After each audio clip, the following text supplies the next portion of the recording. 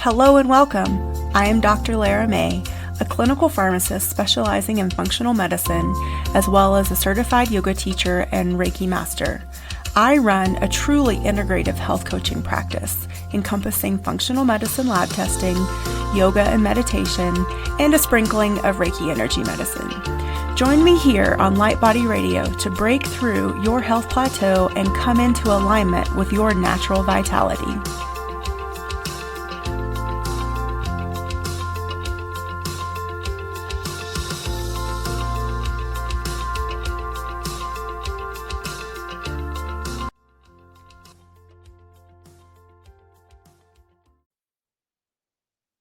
Hello and welcome to Light Body Radio. I'm your host, Dr. Lara May. And today I have with me Marjorie Nass, and we are going to talk about menopause and perimenopause and how, yes, your hormones are important, but they're not the end all and be all when it comes to addressing all the crazy stuff that goes on during this time period for women. So she and her journey is rooted in personal transformation. She embarked on a path of healing that led her away from the pressures and confines of corporate life to discover that yoga and Ayurveda were the key to her healing path. So she healed her health challenges through holistic practices that included yoga, nutrition, movement, and breath work. And she learned to manage the pressures of life. And that seemed to be the crucial component to really recover her physical and emotional health. And so she, at this point, has been dedicating herself over the last 25 years to helping women also figure this whole puzzle out. So welcome. I'm really happy to have you. Thank you I'm so happy to be here. So let's start with your journey. I want to hear about that and, what brought you to even deciding to, be in this specialty area of practice. I've been thinking more and more about it, and it actually started earlier than I thought it did, because when I was 19, I was going through a cycle of UTIs and I wasn't getting better. And I was going on all sorts of antibiotics and just doing, at 19, doing what the doctors told me to do. And I was having all kinds of side effects. So I actually, even at that young age, back in the olden days, read books about what to do. And just by following a few really holistic things, I got off of that antibiotic yeast infection cycle. And so I was always very curious. And as I continued to have other issues, I was still like doing what the doctor said, but also like trying to educate myself. And, I got caught up in life and the corporate life and had a very, very stressful job. I grew up in New York City. It was that New York City pace and all of that. And then, emotionally, physically, things just really came to a head and nothing was really helping me. So I discovered yoga. And immediately I felt better with yoga. In fact, I was reading about your journey. And so I had terrible IBS from the time I was, a teenager. And very quickly that got so much better through just the yoga. And then I started incorporating more of the breath practices as well as the physical practices. And yoga has a whole wellness branch called Ayurveda. And if you're not familiar with that word, it just means science or knowledge of life. And I like to say it's like a manual of how to live in a body, and it's thousands of years old. So when I added that to the picture, I was already teaching yoga by this point. When I started adding that to the picture, my health really, really transformed. So I began bringing that into my teaching, my workshops, my retreats. And I went through perimenopause and then menopause, and it's 10 years now since I've been in menopause, really without any issues at all. And that was so unlike so many of the people that I know. So when I started bringing all the things that I had been doing into my practices, my clients started having an easier time. If they hadn't had any symptoms, they continued through with very few symptoms. If they were having symptoms, we were able to relieve those, not by a focus on hormones, but about lifestyle and how we're living in our body.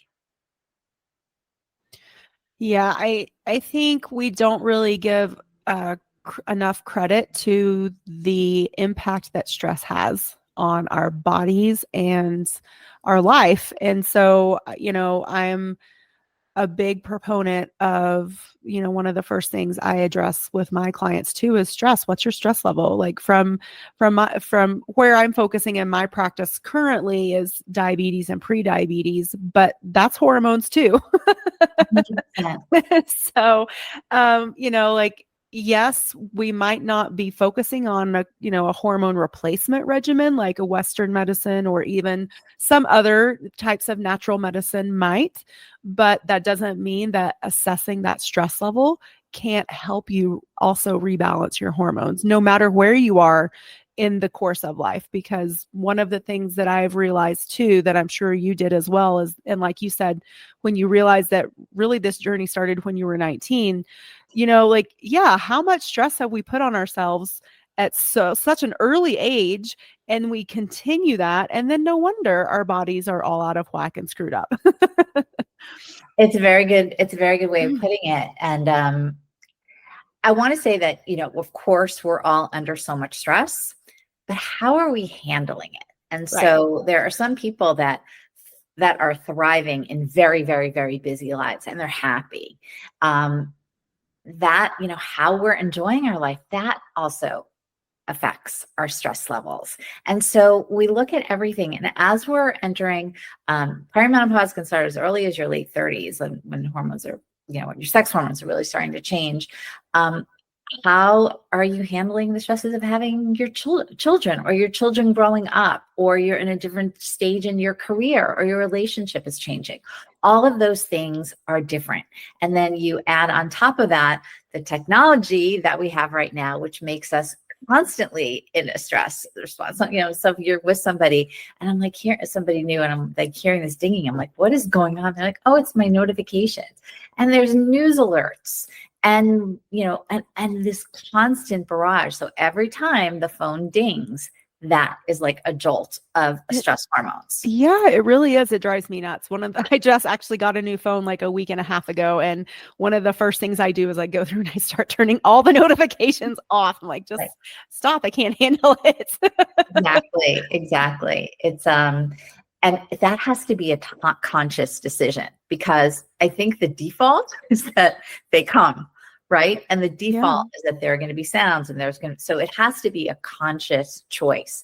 And this happened to me, and it was so ironic, because I was at a meditation retreat. I can tell you exactly when this was. It was in 2011, and I was on a meditation retreat, and I had my phone for time and whatever. And like, in retrospect, I probably just would have had the phone off and just had a watch or whatever. And so I woke up, and there was a notification about a mass shooting. And I was in the middle of this meditation retreat, and I was like, my heart was sick about it. And I was like, there's nothing, I didn't, and how do I want to say this? Like, I'm not going to be any better for anybody else knowing this information right now than I would have tomorrow or the next day. And there are ways that we feel like we have to be on top of everything. But what I teach now is like, is there anything that you need to know before you go to sleep? Like, is there anything in the world that you need to know about right now that you can't wait until the morning to find out? Yeah. Because if there isn't, you're going to get a very different night's sleep than if you're watching the news or reading the news or scrolling before you go to sleep. And sleep is everything, because if our stress hormones are high, we're not going to get a good night's sleep.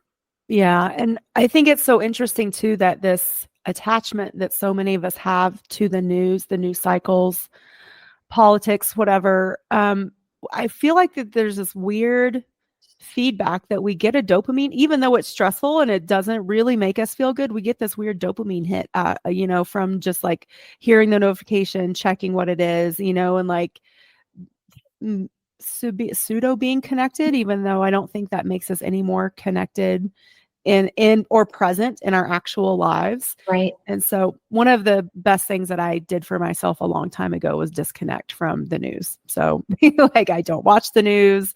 I'll read some headlines just to stay, informed.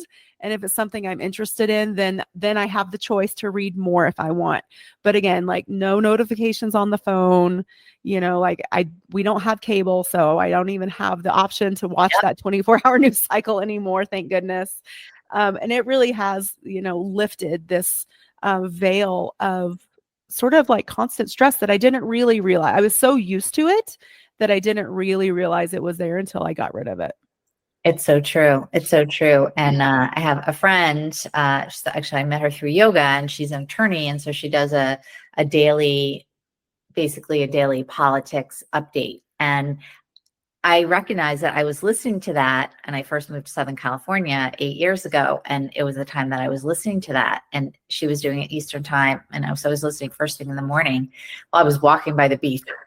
This is not why I moved here, to be getting agitated while I'm walking by the beach. So, right.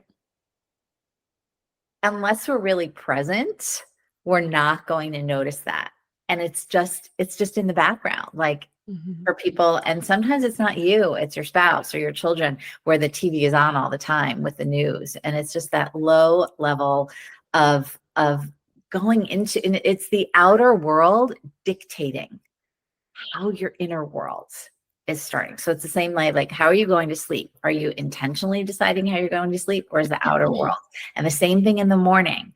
Are you present with who you are with in the morning and yourself, and grateful to be alive for another day, and have the food you need and the bed that you slept in and all those things? Or is the first thing something that's really outside of yourself? Right. Because the news isn't there to tell us what's happy and going right in the world, So yeah, like and again, personally for me, when I was finally like ready to dig in and say like, how can I be happier on a more consistent basis? Yes. It was that dialogue of, I don't need to hear this dialogue every day of everything that's going wrong that I can't do anything about. Like there is like, it's not empowering at all. Exactly. So that's the other thing too, is like, I know that I can get involved in the issues that I'm passionate about, but I don't need all the other noise out there too. So I think, if people out there do want to maybe find that balance, it's okay, get involved in an issue that you care about, and that can be empowering. But just the constant of the, like you said, the outside world dictating to you what you're thinking about it, and Exactly. and how you're quote unquote supposed to think or perceive something. Yeah, no thanks. Yeah. So all of this to say is that all these things we just talked about puts us in a state of stress response, which is fight or flight, which is, fight, flee, or freeze. And all of these things where we just get so stuck, or we're so ramped up, and you can feel it in your breath. And if we're in a constant state of fight or flight, your breath is going to be shallow, and that's going to impact your nervous system. And the old adage, just take a deep breath, is 100% true. It's 100% true. It will change your nervous system. It will change your physiology. It will change your thoughts in a breath, and everything starts to look a little bit differently. I notice it all the time when I'm driving, that I'm kind of holding my breath, and I live in New York City, so I haven't been driving every day for most of my life, and it's more, but still, and I'll notice it, and I just have to, take it, because even like how you're driving is affected. So imagine you're in this constant state of stress, and there are stress hormones as well as your sex hormones. So as you know, all that's going to impact everything, how we're digesting, how we're assimilating, our emotions, how we're thinking. So it's very much the physical, emotional, and mental symptoms of perimenopause that are causing women a lot of discomfort, a lot of unhappiness, a lot of disconnection. It also has to do with the changing the time of your life and all of those emotions that come in with it. But what I like to say is also putting it into perspective. So if it was just hormones, so every woman has hormones, right? Then it wouldn't be a cultural, that every woman in every culture would have similar symptoms or similar amounts of symptoms. And it's just not the case, because women in other cultures, especially in Asian cultures, they don't even have a word for hot flash in certain Asian languages. It doesn't exist because those are not happening in women. And from an Ayurveda perspective, which is very much about the elements, hot flashes and night sweats are about excess heat and excess fire in the body. We have all these different expressions. Somebody's hot-headed, they're have heartburn, they have a fiery temper. So all these things that get out of balance for anybody that is getting hot, there's a lot of emotion underneath that. I was just working with a client, and I've been working with her for about 3 months now. She's doing great. And we started talking about something that was happening and in her life. And she was like, hang on, I have to go get my fan. She had been sitting there for 15 minutes. Nothing had changed she wasn't like running around. She was sitting in the same place. It was what we were talking about that was making her heat. So learning how to respond even to those thoughts can be the difference between an overwhelming, day spoiling hot flash and being like, okay, I can be present with this. And this is what's happening. My life is not out of control. I can just come back to a breath. And of course, there's so much more to it. And I've already been working with her, but within a couple of minutes, she was fine. But she was able to observe it like a half hour later that it was happening again. And she had never made that connection about emotions and thoughts and the heat in her body and hot flashes. For sure. I think the first step to any change is awareness.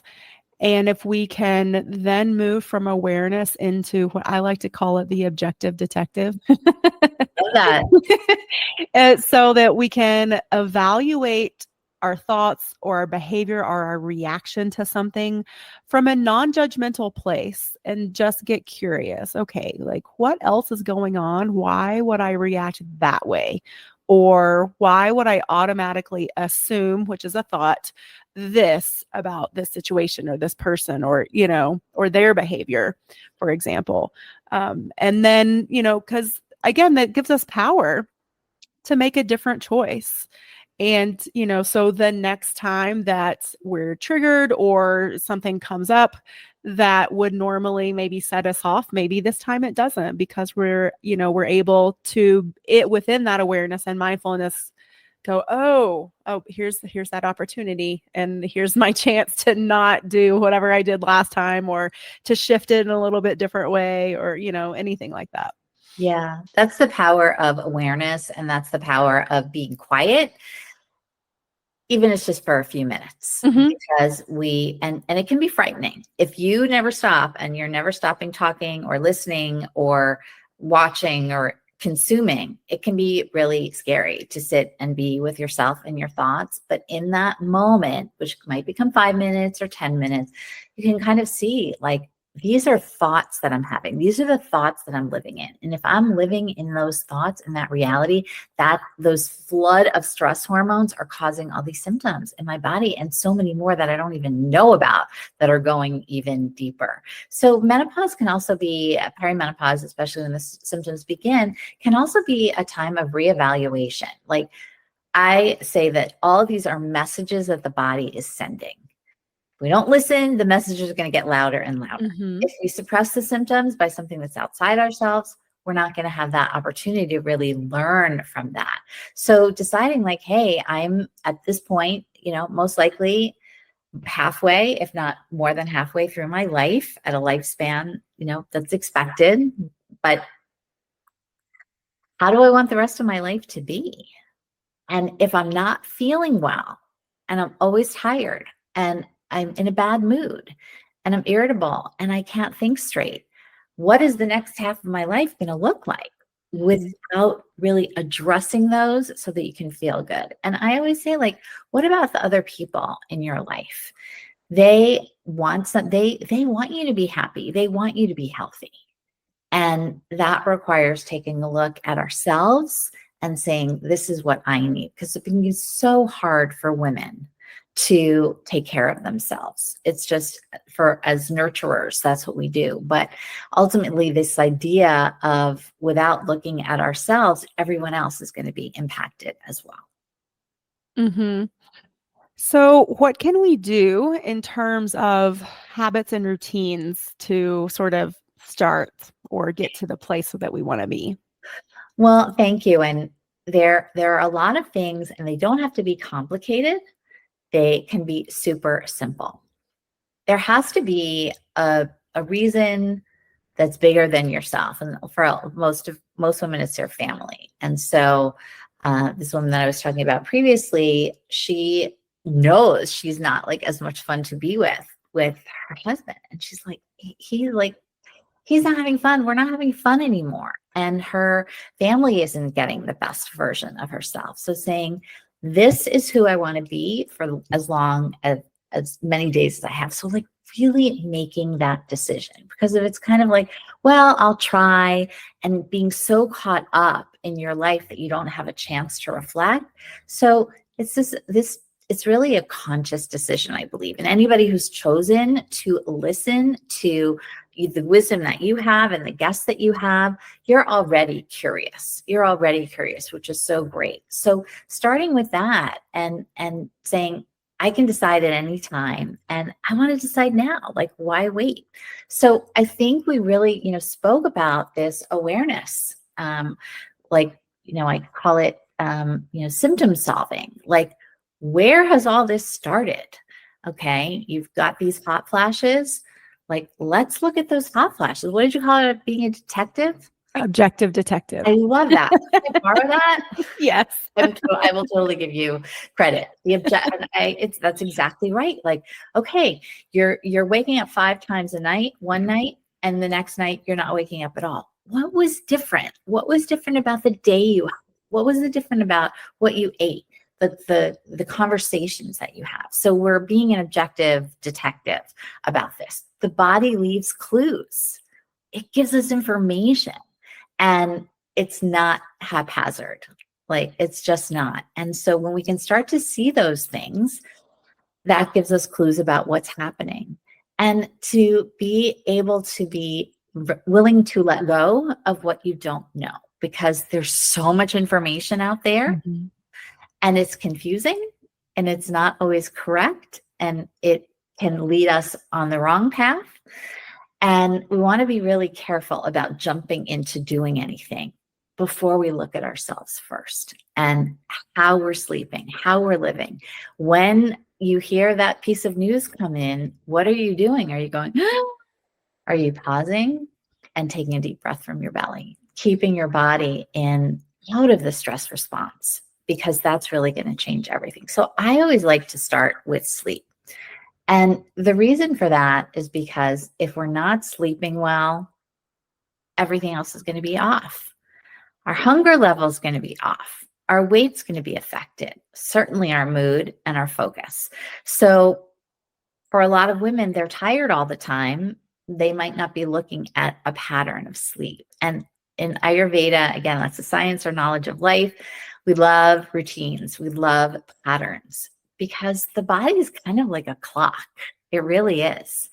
And if we're very much in tune to nature, we can follow that clock too. So from a daily perspective, the sun rises, it's hottest in the middle of the day, and then it gets dark and we wind down. So if we're not in tune with that, and we're not going to sleep, and we're not eating till it's well after dark, if you're not eating till 8, 9, 10 o'clock at night, and then you're going to sleep, you're not going to get as restful a night's sleep as if you're eating when it's light out. And so again, with the, and tell me if this is going into too much detail about Ayurveda. No, I love it. This is exactly what I wanted. Thank you. Yeah, because this is, I always use this. I mean, when I just want to say to everyone who's listening, when I learned about Ayurveda, the world made sense to me. Mm-hmm. All of a sudden, the world made sense to me. So we've got these 5 elements in the world, right? So fire, we need fire in our body. We need it to be balanced. We need it to digest. So we call it the fire of digestion. If there's too much fire, what happens? We get acid reflux. We get heartburn. And if there's not enough, we get sluggish, and that's when we get constipated. So we need enough fire, but not too much. If we don't have enough fire in our digestion, if it's too late or we're eating an inappropriate or not ideal combination of food, our digestion is not going to be, it's not going to be optimal. And the problem with that is that everything starts with digestion. Think about it. The food that grows in the ground, or the animal that ate the food, we eat that. The plants, the animals that ate the plants, we eat that. And that becomes our body. It becomes our body. It becomes our thoughts. It's so important. So, Mhm. but when we eat is just as important as what we eat. So we want to eat at a time where there's plenty of fire to digest our food. And that's going to be in the middle of the day. And so having a larger meal when the sun is higher in the sky, because we reflect nature's rhythms. Does that make sense? Oh, for sure. Okay. Absolutely. Yeah. Okay. Yeah. So when we do that and we have a bigger meal in the middle of the day, we're going to be able to digest, absorb, assimilate. If we eat that same meal that we eat at 12 or 1 o'clock at 7 or 8 or 9 o'clock, we're not going to benefit as much from that food, and it's going to affect our sleep. So there's always this idea, well, wait, eat 3 hours before you go to sleep. Well, that's great. But if you're eating at 9 o'clock and going to bed at midnight, that's not as great. So when we're eating, that is going to affect how our body's functioning. It's going to affect our hot flashes. It's going to affect our sleep. And without a good night's sleep, there's this vicious cycle of everything that's going on. Then we don't sleep well. Then we're going to get hungrier and we're going to eat and we're not going to be paying as much attention. So it starts with this awareness about how we're living in the world in a very simple way. And when I learned that, and I learned about food and that we want to be able to digest and rest, that made all the difference for me. And that's really what got me off the IBS train completely, was only eating 2 or 3 times a day. Right. And no And snacking. Yeah. not Not snacking. Yeah. Because if your body is constantly digesting, it's doing way too much work. It's confused. I like thinking like my body's confused. My stomach's confused. What are you doing to me? Like I get to decide what's gonna go in or go out. And that also, and I wasn't really in perimenopause when I started all this. I mean, who knows? But I used to be hot a lot, no matter what the season was. And I was eating all the time. I always had my, because I ran around as a yoga teacher for a long time. So I always had my almonds with me, and I was like kind of always eating, always grazing. Great. And that's the worst thing that you can do for your hot flashes, because then your body is constantly digesting. If you're digesting when you're sleeping, you're going to have a hot flash, and your sleep is not going to be as deep. So it's not just the hours that you're sleeping, it's the quality of your sleep. So Can I expand upon any of that for you? No, I would just maybe piggyback onto that a little bit by saying one of the things that worked for me when I was first trying to figure out my sleep hygiene, and I will also want to say that yes, we give you suggestions and guidelines, but this is very much unique to what works for you. So there are some skeleton parameters that we want you to be hitting. But like you said, even if you're getting 8 hours, if it's not good quality, then it's not going to be restorative. So we want to help you to have the most restorative sleep possible. So for me, that actually started by starting with how I wanted the beginning of my day to feel and then working backwards from that. And I know it might sound a little like it's a reverse engineering, or as my mother would say, bass backwards. Well, I'm just going to stop you 1 second, because I say a good night's sleep starts in the morning. So go ahead. Yeah. And because I was a person that hated getting up in the morning, and, and I had a job where I had to be at work by 7 a.m. and I lived about an hour away. And so for the longest time, it would be the rush, rush, rush, rush. I didn't eat anything. If I did, it would be in my car on the way to work. And I knew that just wasn't sustainable. I wasn't happy. So I said, okay, what can I do to change this? Well, I like to work out or do yoga and first thing in the morning. That means I have to allow time for that. So, okay, well, what time do I have to, just like work it backwards. What time do I need to be here? How much time am I going to dedicate to that movement in the morning? What else needs to happen in the morning before I leave? Okay, that means I need to get up at this time. That means I have to go to bed at, just counting backwards. And then also, too, being mindful of, okay, well, if this is bedtime, how long will it take my body to wind down to be sleepy? Because that's, I think, another thing that we don't really think about. We think bedtime, get in bed, go to sleep, but most of us aren't sleepy right away. And so then we watch TV or we browse our phones or whatever it is that is blue light that just kills our serotonin production and melatonin production, which then interrupts our sleep cycle. So those are the things that I would say, that are like, that helped me in terms of structure and the planning and the figuring it all out. And then, just tweaking and fine tuning from there. I love that. And the way that you did it was ideal, because not only did you think about how much time you would need in the morning, you also pushed back your bedtime, because it's always easier to go to sleep a little. I mean, for your body, it's going to be easier to go to sleep a little earlier than it will be to get up earlier, because that's always going to be hard for the body. And I always also talk about mini increments. Like, I'm talking about little choices, like 10 minutes less of the phone, like not these big drastic things where Right. your life is going to seem like, oh my God, what did I do? They've got to be gradual, because we know cold turkey doesn't work. We know it doesn't work. But what I like to do is have people feel better quickly, so that they get these, little ideas like, wow, this is really possible. And then maybe I can do this. Maybe I feel so much better now that I just changed this one thing. What else can I do? How else can I add on to that?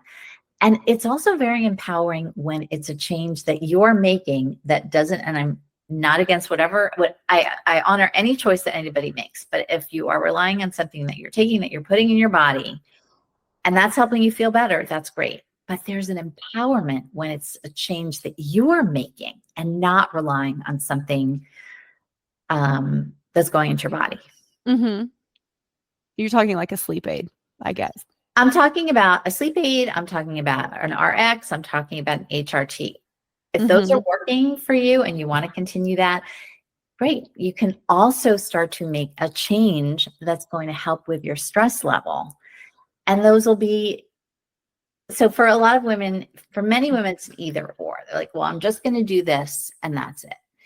I'm just going to decide to take something. I'm going to decide to take an aid.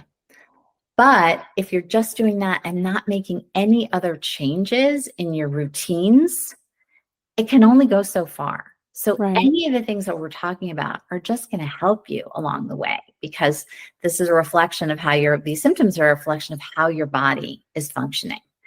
And it's not optimal. And we know that people can go through perimenopause and menopause without any issues at all. And it doesn't have to be miserable. It is about choosing, and I talk about women's agency. Like, a lot of women are not getting the answers that they're looking for, and it's very disempowering.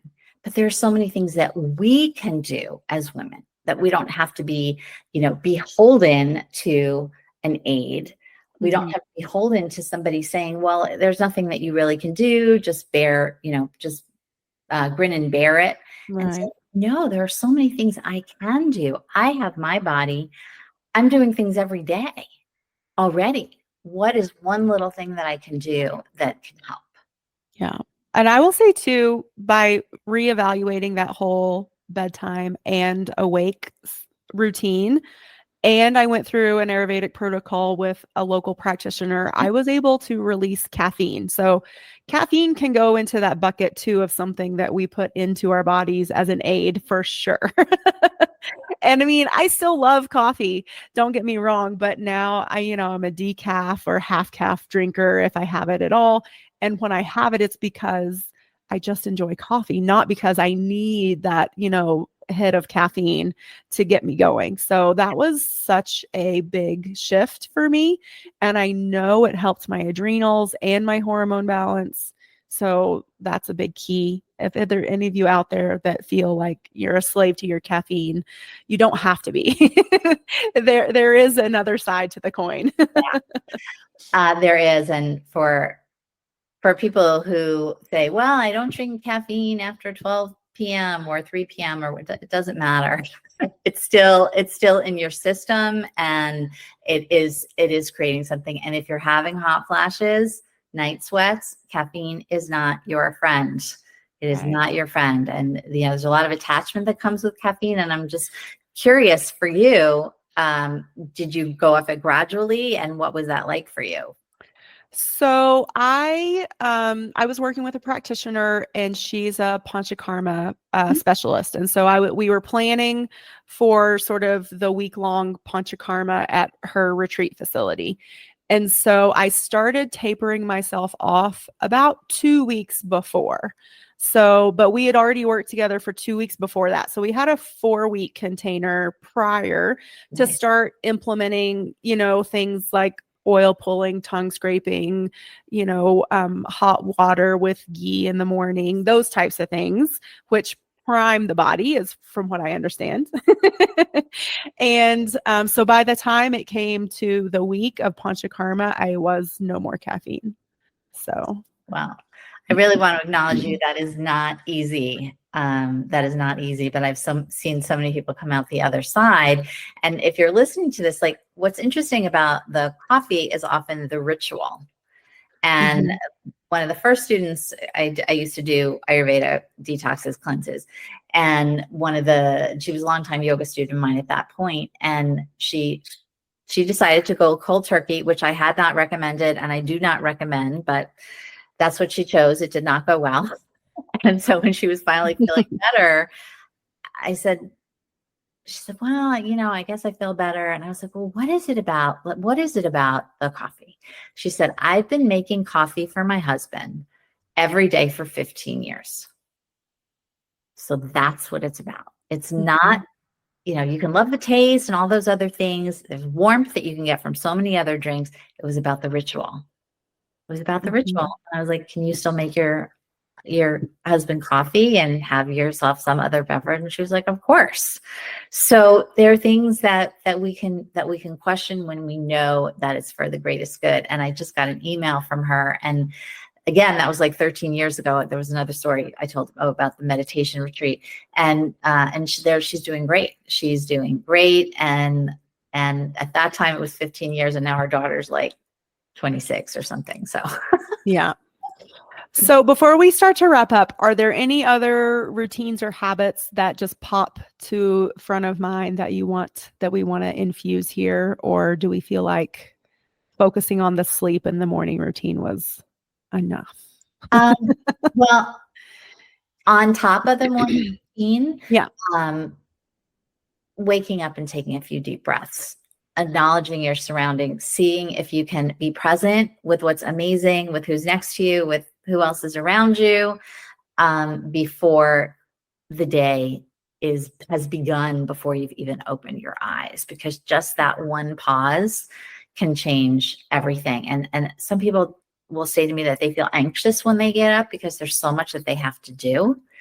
But just by taking that minute in bed, that minute or two in bed, and just being, some of that anxiety can be diminished a little bit, because then you're like, well, I've got it. Like, that's going to be handled. I've got it. Yes, I love that. So true too.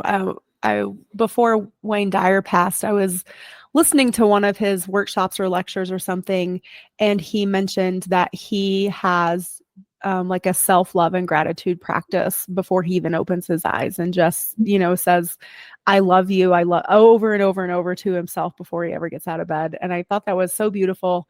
And it's something I still practice today. And it is, at first you might feel like it's cheesy or corny or silly, but ultimately you really start to bask in that love and appreciation. And it really does change the whole tone, at least for your morning. unless you get, it's easy for some of us to get thrown out of it, but it's not about being perfect, it's how quickly we come back, right?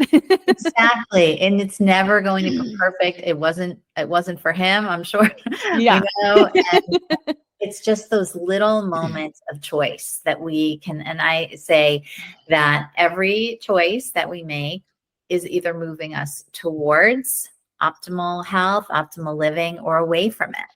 So when we start to become more present, those choices become more clear, whether it's, are we picking up the phone? Is that moving me towards or away from where I want to be? Whether you're choosing to stay up and watching another episode of XYZ, like all of those little things. And again, when we're not feeling well, it's so hard to do those things. It's really can be so hard. We're depressed, we're exhausted. We don't like the way we look when we're in the mirror, but it's one small step at a time. And I love working with women who are in this period of their lives. I'm more on the end of that. So I know what it's like to go through it and see so many of my clients. So I love focusing on that right now.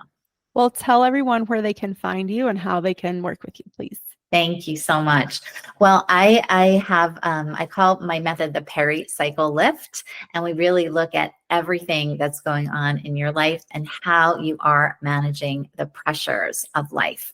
So I work with women, work with them anywhere in the world. We go through a series of series of phases within where we're uncovering what the symptoms are. We're looking at mindset, and then we're looking at how to take all this out into your life in the next phase of your life. So my website is marjorienass.com. Everything is marjorienass.com. That my website's being updated as we speak, and that should be out, and I'll have lots of new good things that are coming out there. Well, cool. Definitely keep us posted because we can always add those resources to the show notes page. Yeah. So everybody go check out marjorienass.com. And, I'm sure there's a myriad of ways that she can add to your life and help bring it up a notch at minimum, if not to a whole new incarnation. Thank you so much. I love looking at it like that. And things are changing. Like the world can be very different for women who are in their 40s, 50s, 60s, beyond. And everything that we learn together are still things that you can apply for however long you are living in your body. And that's what I call aging. How long have you lived in your body? Yes. All right. So to find the show notes and to find all the links and everything we spoke about today, head on over to drlaramay.com/podcasts. That's where all the show notes live. So if you listen to an episode and you're not in a space where you can write something down, don't worry. We've written it down for you. So just run over there. And as always, if you feel so inclined, like, comment, set your notifications for when we, release a new episode so you don't miss one. Thank you, everybody, and we'll catch you on the next episode.